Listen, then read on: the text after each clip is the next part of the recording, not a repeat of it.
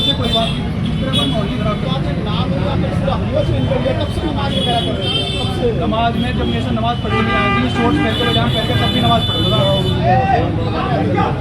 जानने लगा मैं रहता छत पे जाकर नमाज पढ़ूंगा, मेरे घर वालों को नहीं पता था। जुम्मा पढ़ने के लिए जुम्मा पढ़ना वाजिब है, 3 जुम्मा छोड़ दी तो आपका खात्मा होने का अंदाज है। तो जुम्मा पढ़ने बाहर जाता है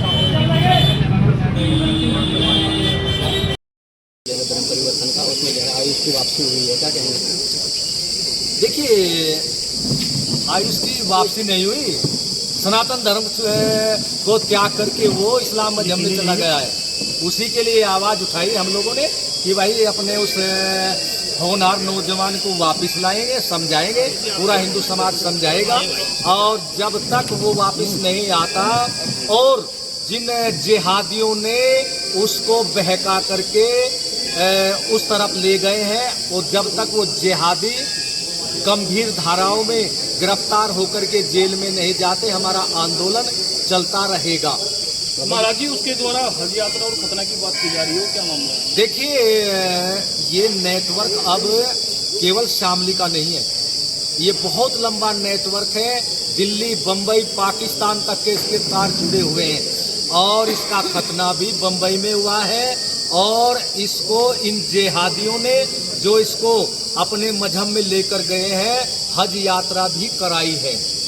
और मेरा ये कहना है, आयुष मलिक से इतना लेना नहीं है, इसके परिवार की जो 60-70 करोड़ रुपए की संपत्ति है उस पर दृष्टि है और 1.5 करोड़ के लगभग तो संपत्ति उन्होंने ऐंठ ली है और लव जिहाद के माध्यम से और दूसरे माध्यम से वीडियो बनाई है डरा करके। अब इसको पूरा अपने मजहब में इन्होंने ले लिया है।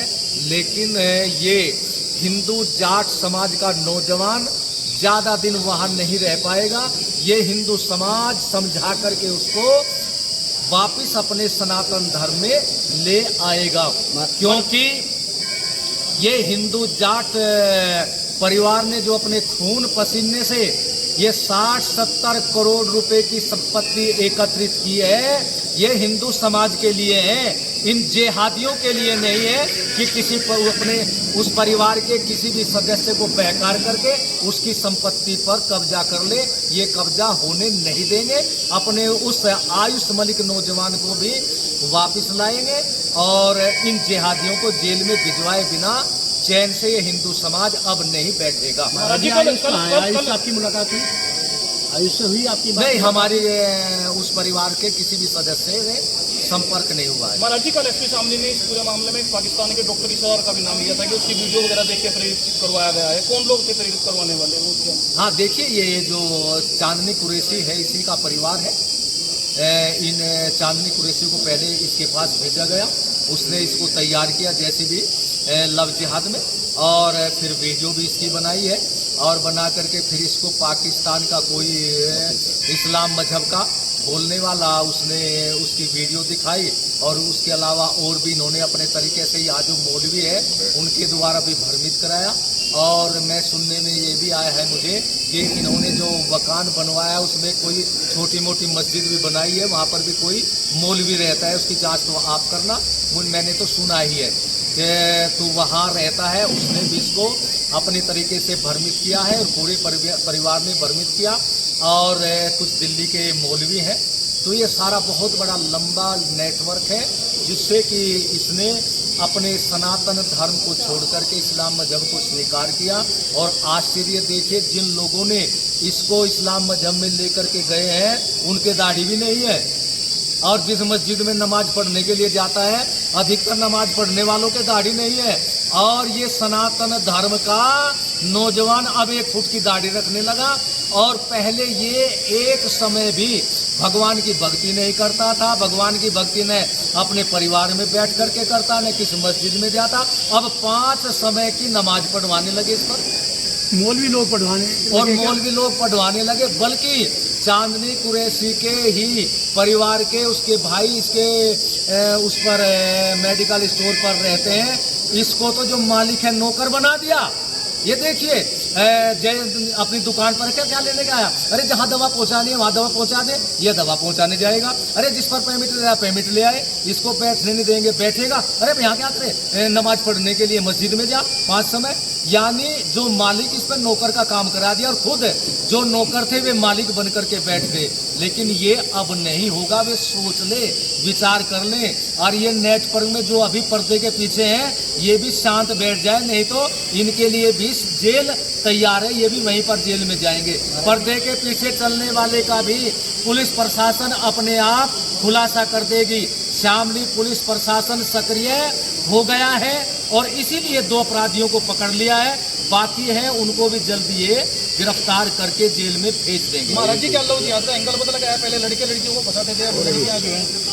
हाँ देखिए, वे लोग हैं, उनको कैसे सफलता प्राप्त करनी है, सफलता प्राप्त करने के लिए वे सब हर प्रकार से तैयार रहते हैं। चाहे लड़के भेजने हो, चाहे लड़कियां भेजनी हो, कुछ भी करना हो, पैसे का लालच देना हो, हर प्रकार से वो करने के लिए तैयार रहते हैं। उनको पढ़ाया जाता है और ऐसे कार्य हिंदू समाज के खिलाफ करने के लिए उनको देश और विदेश से उनके मजहब के लोगों के द्वारा फंडिंग भी मिलता है। आप लोग देखते होंगे उस मजहब के जिहादी विचारधारा के, जिनके खाने का तो लाले पड़े हैं, एक समय भोजन मिल जाए दूसरे की चिंता रहती है, लेकिन उस वे ही नौजवान नई नई मोटरसाइकिल, नई नई ड्रेस, सेंट मिला करके और बड़े टीप टॉप होकर के हिंदू बस्ती में लव जिहाद के लिए घूमते हैं। ये हिंदू समाज को अब सोचना है।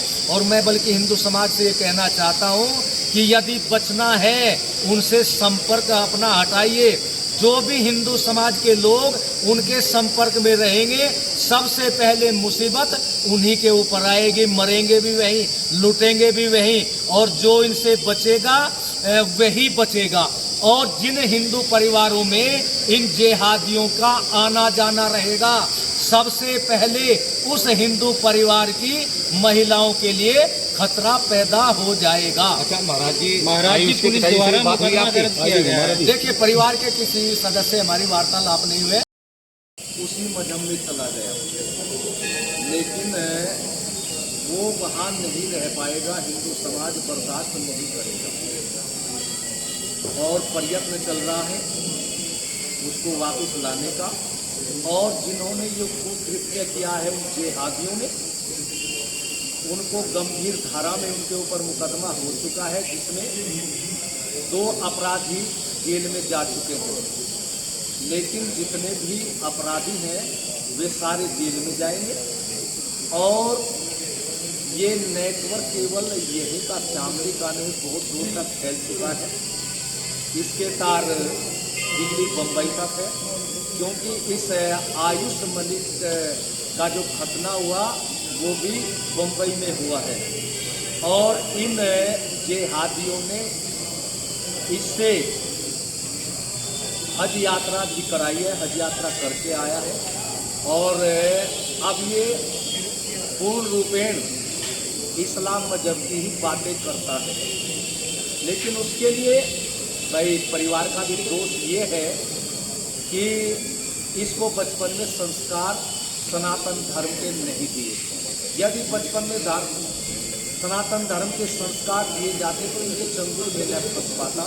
तो उस समय तो बस इसको कुछ बताया नहीं, और उस मजहब के लोगों ने जब अपने मजहब की बात मीठी मीठी करके बताई, उनके चंगुल में फंस गया और लव जिहाद में उनको फंसाया गया और ये भ्रमित होकर के उस मजहब में चला गया।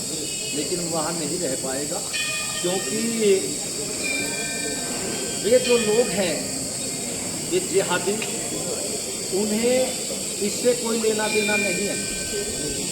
इनकी जो 60-70 करोड़ की संपत्ति है उस पर उनकी दृष्टि है। उसमें से ये मान करके चलिए 1.5 करोड़ के लगभग तो उन्होंने पैसे इनसे ऐंठ भी लिए। इसके पीछे वजह क्या मानते हैं आप? ऐसा है क्या कहें? सर्वप्रथम तो पैसा, और दूसरी तरफ पैसा भी आ रहा है, और उधर एक लव जिहाद में फंसा करके पूरे परिवार को ही अपने मजहब में लाने का भी इनका सपना पूरा हो रहा है। लेकिन वो सपना ही रह जाएगा। और प्रभु की कृपा होगी। हिंदू समाज संगठित हो रहा है, संपत्ति भी नहीं जाने देंगे और उस नौजवान को भी नहीं जाने देंगे, क्योंकि इस हिंदू जाट परिवार ने जो ये इतनी बड़ी संपत्ति एकत्रित की है अपने खून पसीने से, इन जिहादियों के लिए नहीं एकत्रित की, वहां नहीं ये जाएगी और न वो नौजवान जाएगा। समय भले ही लग जाए, लेकिन लड़का भी वापस आएगा और संपत्ति जो चली गई। इसके लिए मैं पुलिस प्रशासन का धन्यवाद करता हूं। अपराधियों में से 2 को गिरफ्तार कर लिया, इसके लिए शामली पुलिस प्रशासन का बहुत बहुत धन्यवाद है।